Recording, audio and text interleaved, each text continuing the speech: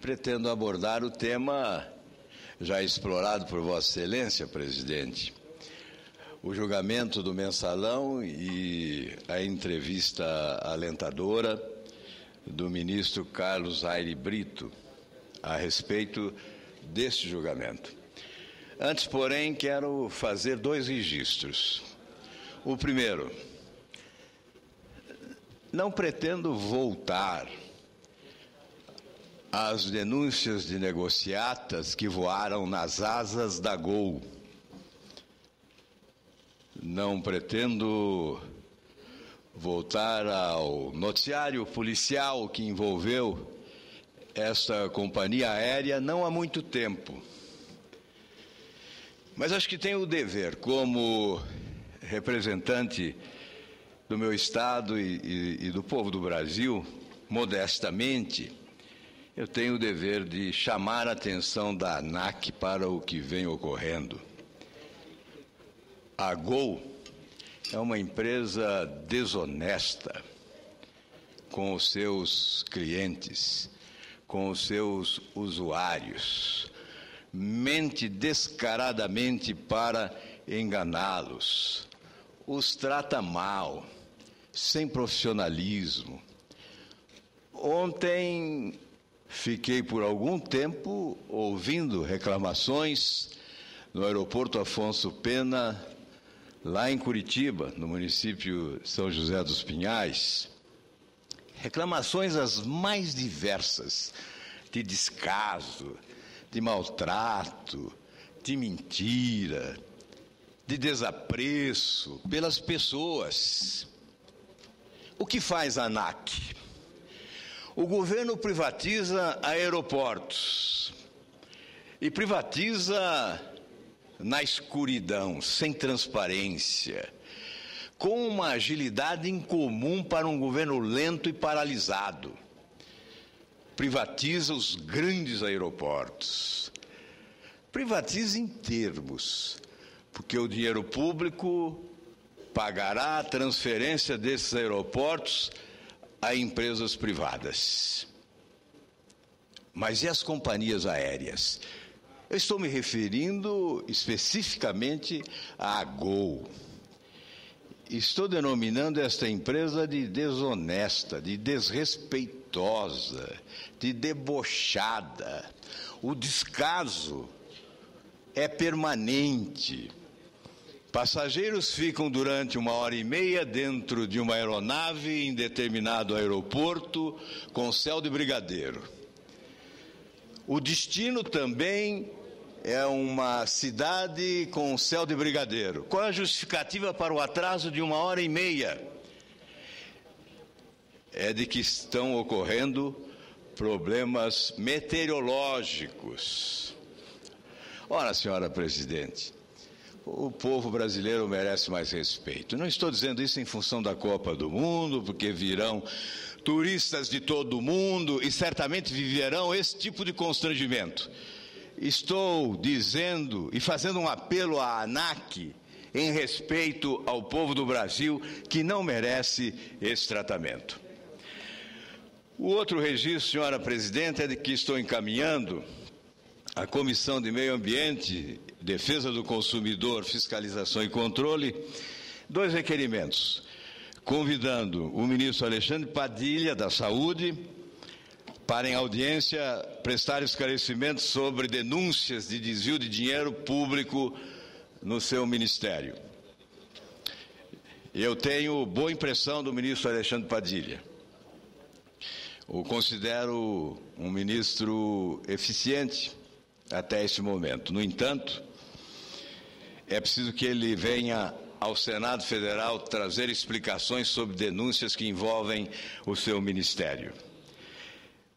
E estamos também convidando Edson Pereira de Oliveira, assessor do Ministério, que, segundo consta, a denúncia diz isso, participou de um grupo especializado em fraudar contratos com hospitais federais do Rio de Janeiro. E estamos convidando também Jonas Paulo de Oliveira, presidente do Partido dos Trabalhadores da Bahia, em razão de ter declarado O presidente do PT da Bahia conta que o ministro saiu em defesa de Edson e não mandou investigar o caso. Esta é a síntese do fato.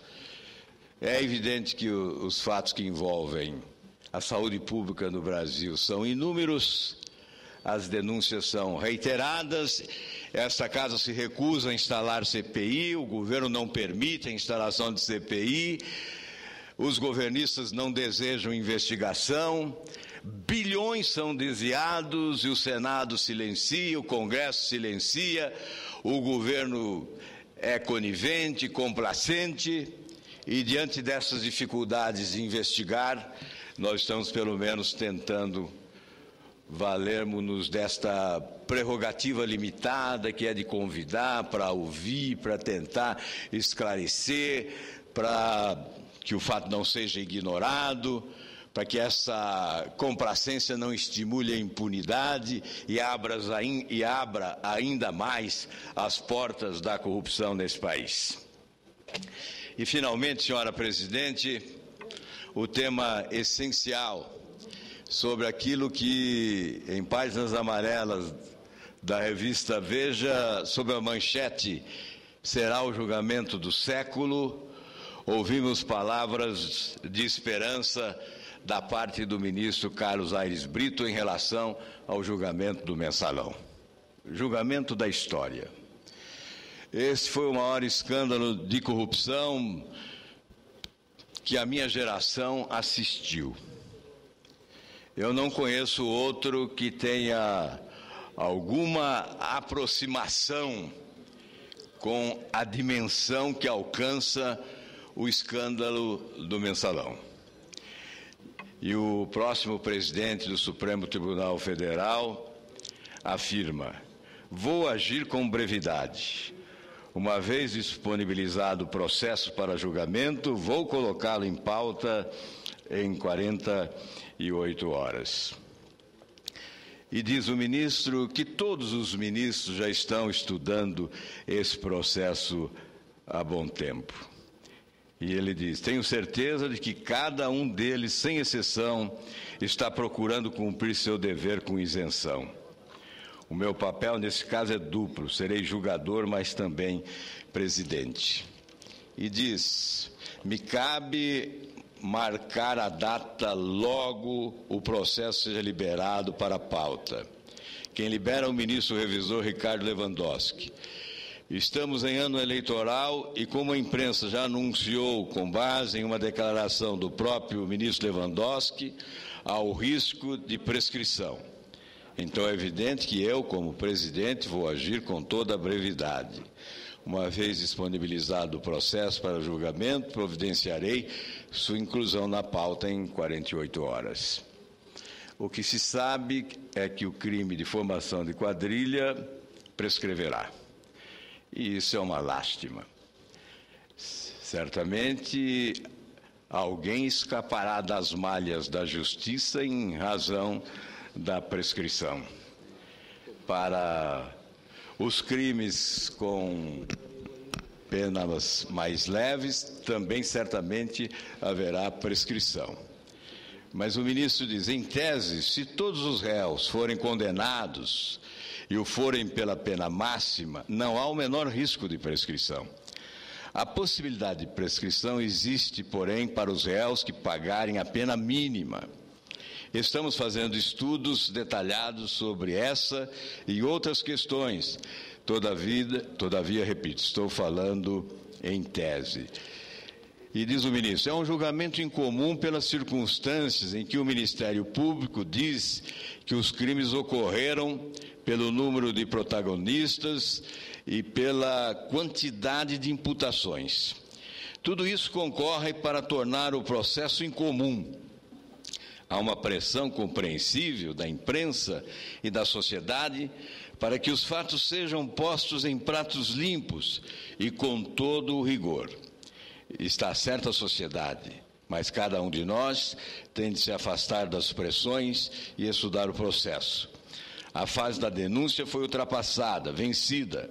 Havia elementos para receber a denúncia porque a materialidade dos crimes de formação de quadrilha, corrupção ativa e passiva e lavagem de dinheiro estava bem documentada. Mas isso é página virada.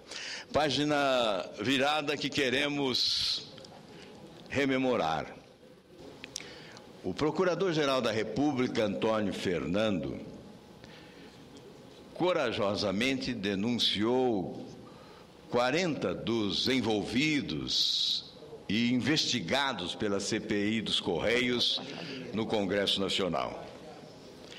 Concluiu que havia uma organização criminosa com um complexo e sofisticado esquema de corrupção que tinha por objetivo um projeto de poder de longo prazo. Veja a gravidade das assertivas de um procurador-geral competente e honrado como Antônio Fernando, que tive a honra de relatar o seu processo de indicação, a indicação do seu nome para a Procuradoria na Comissão de Constituição e Justiça, quando da sua indicação primeira.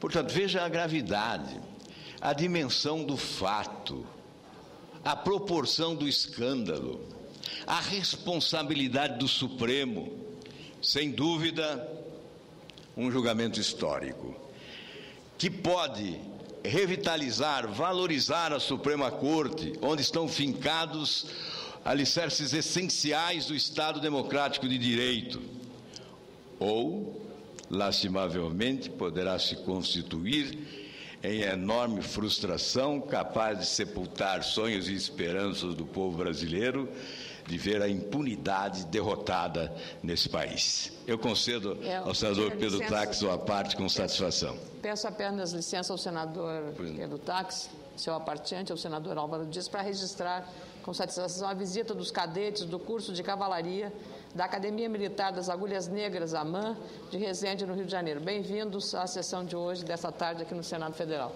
Senador... Uma honra para todos nós a presença aí. Muito obrigado pela presença. Com a palavra o senador Pedro Taques. Quero cumprimentar os cadetes da AMAN e dizer que, para nós do Senado, é uma honra tê-los aqui, neste momento importante que o Senado passa de exercício da democracia. Sejam bem-vindos a esta casa. Senador Álvaro Dias, apenas para concordar com Vossa Excelência e com as palavras do futuro presidente do Supremo Tribunal Federal, o ministro Carlos Aires Brito. O que nos causa espécie e estranheza que alguns estão tentando ligar este julgamento do mensalão com este novo fato Cachoeira. Nós temos que entender que uma coisa é uma coisa, outra coisa é outra coisa.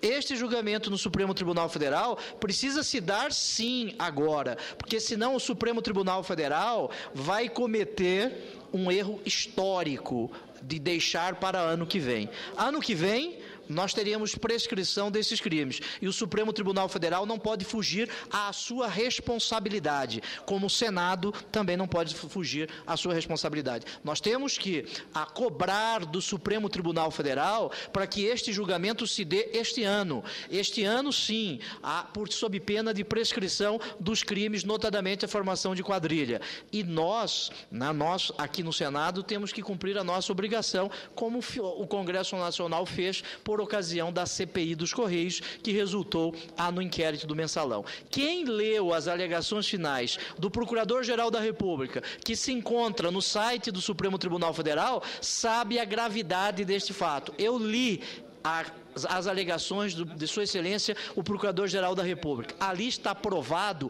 tintim por tintim, como se diz na minha terra, né, como se diz lá em Cuiabá, lá no estado de Mato Grosso, a formação de uma quadrilha para se adonar da votação de parlamentares.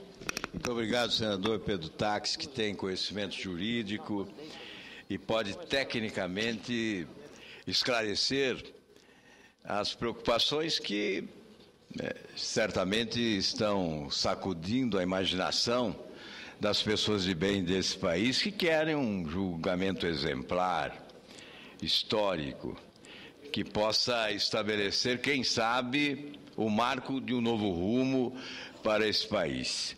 se as nossas instituições estão em escombros, que as reedifiquemos sob os escombros da incredulidade popular, para que elas se tornem respeitadas, acreditadas e possam significar as aspirações do povo brasileiro de um país mais justo, onde prevaleça os direitos da população diante dos seus dirigentes, diante dos seus governantes. O senador Pedro Tax lembra bem, não há conexão entre um escândalo e outro. A única conexão talvez seja a coincidência do período, porque foi exatamente em 2005, quando estávamos prestes a instalar a CPI ou CPMI dos Correios, que o escândalo Valdomiro Diniz ganhou manchetes do país, com uma câmera indiscreta registrando uma negociata entre o subchefe da Casa Civil do governo Lula com o senhor Carlinhos Cachoeira. Negociavam os valores da propina. Portanto, o escândalo Cachoeira não é de ontem e não tem os limites do estado de Goiás apenas. Esta cachoeira afoga Brasília nesse escândalo que hoje provoca indignação, talvez porque alveja também agentes que integram a oposição política no país. Talvez por isso o tamanho desta indignação tenha sido maior do que a indignação em relação a escândalos que derrubaram ministros como num strike do jogo de boliche. Ministros que sucumbiram um após o outro, apesar de possuírem uma advogada de defesa com status de presidente da República, já que a presidente Dilma os defendeu a todos até o último momento de forma solidária e implacável. E após a queda, os afagou com elogios, com cumprimentos e com homenagens ao deixarem os seus ministérios. E consegue miraculosamente passar a imagem de que faz a limpeza, quando na verdade se constitui em cúmplice da sujeira que há acobertada pelos tapetes desta República. Por isso, senhora presidente, não temos outra alternativa a não ser apoiar a proposta de CPI em relação a esse escândalo Cachoeira. Nós não usamos nunca de dois pesos e duas medidas. Nós entendemos que a pregação da moralização dos costumes na atividade pública suplanta os limites partidários e essa pregação deve chegar até a alma do povo brasileiro, cedendo de justiça e de ética neste país.